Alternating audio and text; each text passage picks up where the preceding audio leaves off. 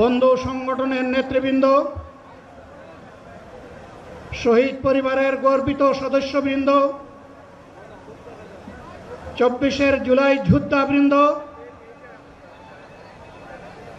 আপামর দেশবাসী এবং আমার সাংবাদিক বন্ধুগণ,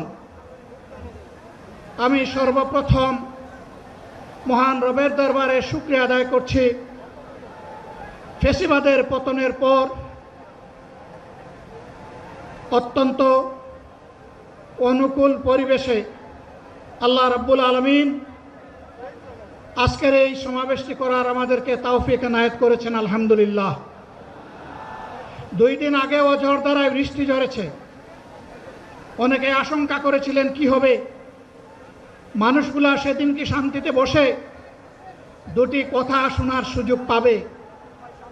আল্লাহ রাব্বুল আলামিন আজকের দিনটা অনেকটা এয়ার কন্ডিশন করে দিয়েছেন, আলহামদুলিল্লাহ। বৃষ্টি নেই, তীব্র রোদও নেই। আল্লাহ তাআলার পক্ষ থেকে তার গোলামদের প্রতি এই যে মেহেরবানি, এর জন্য নত শিরে আরেকবার আমি শুকরিয়া আদায় করছি, আলহামদুলিল্লাহ। সম্মানিত বন্ধুগণ, যাদের ত্যাগ এবং কুরবানির বিনিময়ে 15.5 বছরের কঠিন অন্ধকার যুগের যাতাতলে পিষ্ট হয়ে যারা তিলে তিলে দুনিয়া থেকে নির্যাতিত হয়ে বিদায় নিয়েছেন, অপশক্তির বিরুদ্ধে প্রতিবাদ করতে গিয়ে বিদায় নিয়েছেন, যারা লড়াই করে আহত হয়েছেন, পঙ্গুত্ব বরণ করেছেন, আমরা তাদের সকলের কাছে গভীরভাবে ঋণী।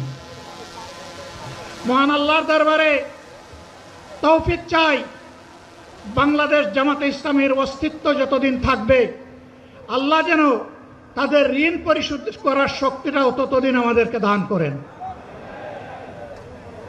আমি গভীর পরিতাপের সাথে আপনাদেরকে জানাচ্ছি, আজকের এই বিশাল সমাবেশ আয়োজন করতে গিয়ে আমাদের তিনজন ভাই ইতিমধ্যেই দুনিয়া থেকে বিদায় গ্রহণ করেছেন। খুলনার দাবকুপ উপজেলার আমির জনাব মৌলানা আবু সাইদ বিদায় নিয়েছেন। পাবনার বয়োজ্যেষ্ঠ একজন মুরব্বী জনাব মুস্তাফিজুর রহমান, তারা এই আয়োজনে আসতেই পারেননি। আসার পথেই আল্লাহ তাআলা তাদেরকে তার কাছে তুলে নিয়েছেন। আরেকজন ভাই এখানে অসুস্থ হয়ে তিনিও ইন্তেকাল করেছেন, শাহ আলম। মহান রবের দরবারে দোয়া করি, আল্লাহ তাআলা তাদের উপর রহম করুন, তাদেরকে ক্ষমা করুন, জান্নাতুল ফেরদাউসের নিয়ামত তাদেরকে দান করুন, তাদের আপনজনকে আল্লাহ তাআলা সবরে জামিল আতা করুন।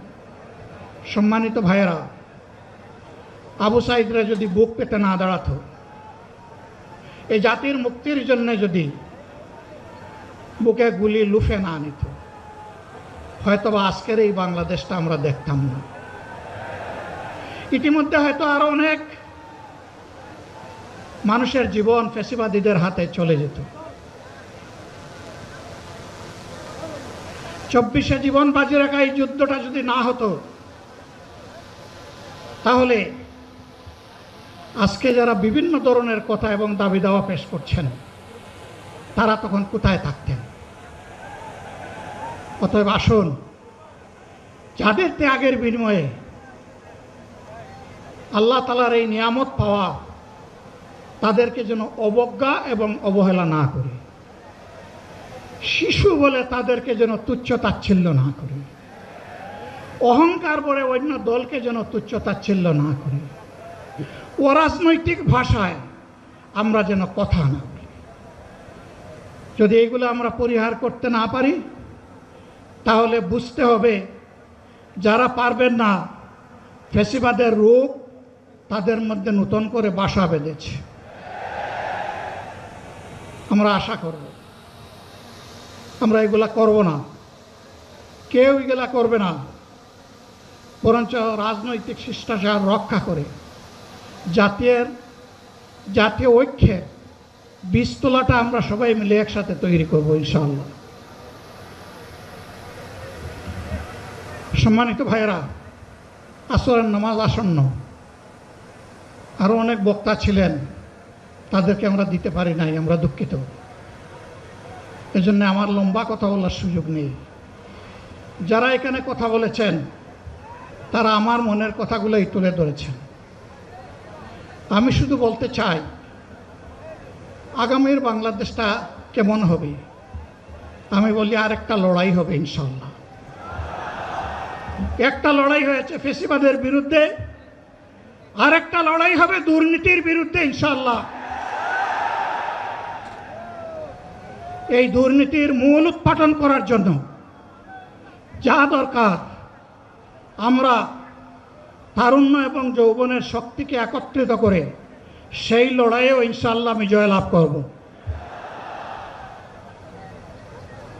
প্রিয় ভাইয়েরা,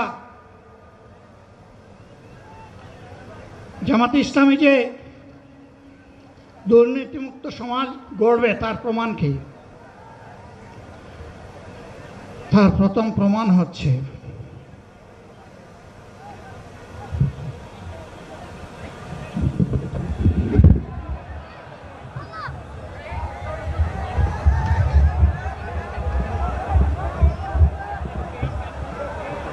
আপনারা অবস্থান করুন যার যার জায়গায়। আপনাদের সব কিছু দেখার সঙ্গে জায়গা স্থান পরিবর্তন করবেন না, সবাই জায়গায় থাকেন, সবাই তার নিজ নিজ জায়গায় অবস্থান গ্রহণ করেন,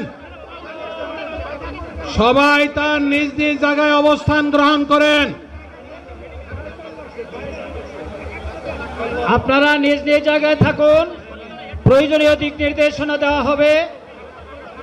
আপনাদের উত্তেজিত উদ্বেলিত হওয়ার কোনো কারণ নেই। মহান রাব্বুল আলামিনের একান্ত মেহেরবানিতে আমাদের প্রোগ্রাম আলহামদুলিল্লাহ, শুকরান, আলহামদুলিল্লাহ কাসিরান। সম্মানিত ভাইয়েরা, আপনারা সম্মানিত ভাইয়েরা, আল্লাহ রাব্বুল আলামিনের রসের মেহমানিতে স্বাভাবিকভাবে এই গরমের সদরে কারণে মাহফিল মুহতারাম আমিরে জামাত অচিরেই সুস্থ হয়ে যাবেন ইনশাআল্লাহ। আমি আল্লাহ তাআলার শুকরিয়া আদায় করি, আল্লাহ তাআলার শুকরিয়া আদায় করি আবার আপনাদের সামনে দাঁড়াতে পেরেছি। আমি বলেছিলাম দুর্নীতিমুক্ত বাংলাদেশ ইনশাআল্লাহ সবাইকে নিয়ে আমরা গড়ব। আমরা কথা দিচ্ছি, বাংলাদেশ জামাত ইসলামী যদি আল্লাহ তাআলার মেহেরবানি এবং সরকার জনগণের ভালোবাসা নিয়ে সরকার গঠন করে, তাহলে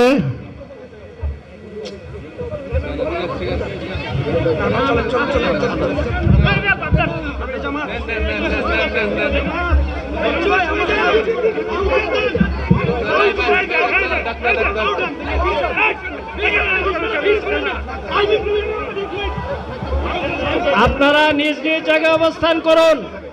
আমাদের স্বেচ্ছাসেবক আপনাদের সব কিছু দেখার সঙ্গে জায়গা স্থান পরিবর্তন করবেন না, সবাই জায়গায় থাকেন, সবাই তার নিজ নিজ জায়গায় অবস্থান গ্রহণ করেন,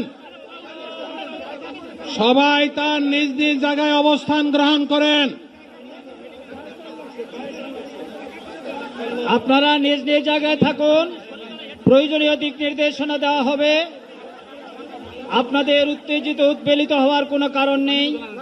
মহান রাব্বুল আলামিনের একান্ত মেহেরবানিতে আমাদের প্রোগ্রাম আলহামদুলিল্লাহ, শুকরান, আলহামদুলিল্লাহ কাসিরান। সম্মানিত ভাইয়েরা, আপনারা সম্মানিত ভাইয়েরা, আল্লাহ রাব্বুল আলামিনের রসের মেহমানিতে স্বাভাবিকভাবে এই গরমের সদরে কারণে মাহফিল মুহতারাম আমিরে জামাত অচিরেই সুস্থ হয়ে যাবেন ইনশাআল্লাহ। আমি আল্লাহ তাআলার শুকরিয়া আদায় করি, আল্লাহ তাআলার শুকরিয়া আদায় করি আবার আপনাদের সামনে দাঁড়াতে পেরেছি। আমি বলেছিলাম দুর্নীতিমুক্ত বাংলাদেশ ইনশাআল্লাহ সবাইকে নিয়ে আমরা গড়ব। আমরা কথা দিচ্ছি, বাংলাদেশ জামাত ইসলামী যদি আল্লাহ তাআলার মেহেরবানি এবং জনগণের ভালোবাসা নিয়ে সরকার গঠন করে, তাহলে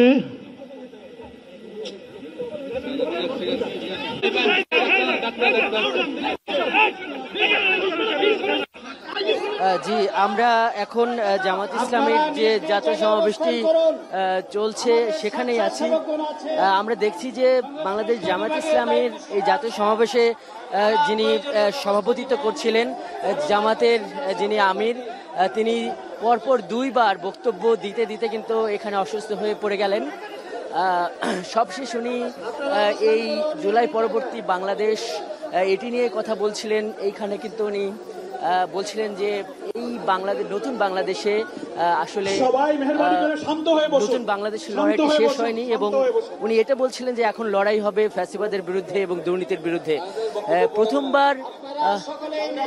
প্রথমবার বক্তব্য দিতে দিতে যখন এই দুর্নীতির এই বক্তব্যগুলো দিচ্ছিলেন, দুর্নীতির বিরুদ্ধে লড়াইয়ের যে ঘোষণা করছিলেন, তখন উনি বক্তব্য দিতে দিতেই কিন্তু উনি পড়ে যান।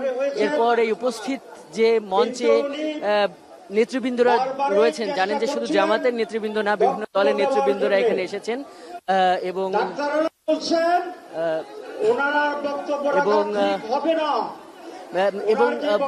পরে যখন আবার উনি উঠলেন তখন দেখা গেল যে মূলত উনি নিচ থেকে উঠতে পারেননি। জামাতের নেতৃবৃন্দ সহ স্থানীয় যারা নেতৃবৃন্দ তাকে ওনাকে ধরে উঠিয়েছিলেন, কিন্তু পরবর্তীতে উনি উঠে এটাও বলেছিলেন যে উনি শুকরিয়া জানাচ্ছেন যে আল্লাহ আবার সবার সামনে আবার কথা বলার সুযোগ দিয়েছেন। সেই জায়গাতে দেখা গেল যে উনি আবার অসুস্থ হয়ে পড়লেন, এবং এই যে একটা ভীষণ গরমের মধ্যে এই যে সমাবেশ, সেই সমাবেশে কিন্তু আমরা অনেকেই অসুস্থ হতে দেখেছি। আসলে এই যে বর্ষাকালের যে একটা গুমট গরম, সেটাই সোহরাওয়ার্দী উদ্যানে ছিল, এবং এত বেশি জনসমুদ্রে পরিণত হয়েছে যে এখানে আসলে পর্যাপ্ত পানি, খাবার, যারা স্বেচ্ছাসেবকরা রয়েছে তারা তো এখানে সরবরাহের চেষ্টা করেছেন, কিন্তু এর বাইরে কিন্তু এত মানুষের জন্য সবকিছুর ব্যবস্থাপনার কিছু ঘাটতি ছিল। বিশেষ করে হয়তো এখানে আরেকটা বিষয় আসে, যেহেতু একটা এখন উনি বসে বসে বক্তৃতা দিচ্ছেন, ডাক্তার যদি ওনাকে বলেছেন বক্তব্য না দিতে, আমরা একটু যদি আল্লাহর ইচ্ছা এবং জনগণের ভালোবাসায় বাংলাদেশের মানুষের সেবা করার সুযোগ পায়, তাহলে মালিক হবে না, সেবক হবে ইনশাআল্লাহ। আজ আমি ঘোষণা দিচ্ছি, লক্ষ জনতাকে সাথে নিয়ে বাংলাদেশ জামাতে ইসলামী থেকে যারা আগামীতে সংসদ সদস্য হিসাবে নির্বাচিত হবেন, আরে আপনারা কথা বন্ধ করেন, সবাই বসে পড়েন, সবাই বসেন, কেউ দাঁড়াবেন না, সবাই বসেন। যদি আল্লাহর ইচ্ছায় জনগণের ভালোবাসায় বাংলাদেশ জামাতে ইসলামী থেকে সংসদ সদস্যরা নির্বাচিত হয়ে সরকার গঠন করেন, তাহলে কোনো এমপি, কোনো মন্ত্রী আগামীতে সরকার কিন্তু প্লট গ্রহণ করবে না।